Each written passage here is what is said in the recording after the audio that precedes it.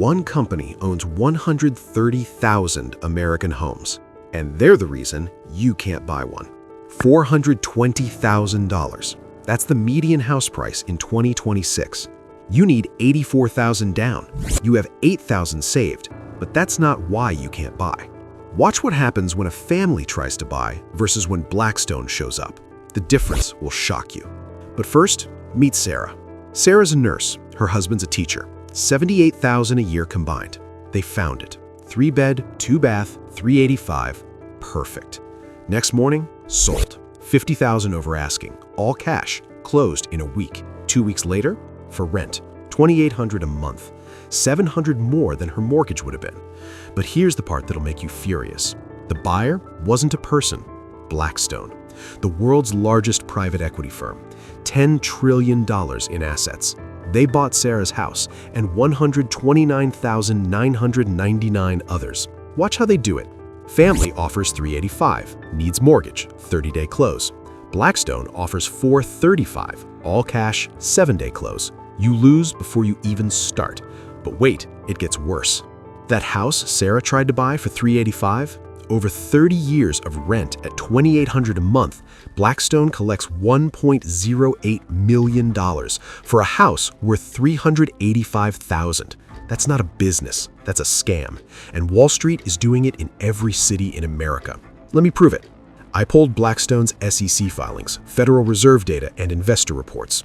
Here's what they don't want you to know. Phoenix, 28% of homes bought by investors. Atlanta, 24%. Charlotte, 31%. Invitation Homes, Blackstone's rental company, reported $3.2 billion in profit last year. Their CEO told investors, and I quote, "We see sustained demand for rentals as home ownership remains out of reach." Out of reach. He said it out loud. Your inability to buy a home is their business model, and it's working. Home ownership for Americans under 35 just hit the lowest level since 1965.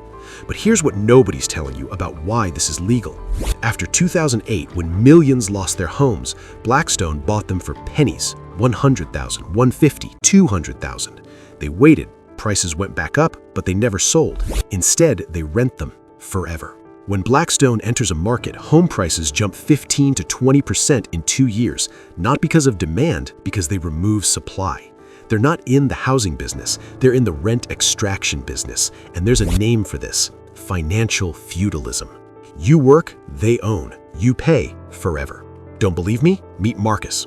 Marcus is a software engineer, 6 figures, got outbid 7 times. Every time, cash offer. Every time, rental 2 weeks later. American Homes for Rent owns 18 houses on his street. 18. He grew up there. Now he can't afford his own neighborhood. American Homes for Rent is owned by Blackstone, again. But here's the part that should terrify you. Wall Street now owns over 500,000 single-family homes nationwide. They've spent $60 billion and they're accelerating. Last year, institutional investors bought more homes than any year in history. Blackstone's rental revenue hit an all-time high. Your rent pays their investors. And unless something stops them, by 2035, they'll own 1 in 4 homes in major cities. 40% of listings in hot markets, the buyers a corporation. Families don't stand a chance. So what can you do? The answer will surprise you. There should be a law. Corporations shouldn't be allowed to buy homes meant for families. Canada just banned it. So did Denmark and the Netherlands. We could ban it tomorrow, but we won't. Blackstone spent $12 million lobbying Congress last year. The laws won't change until you demand it. They're stealing the American dream and charging us rent on it.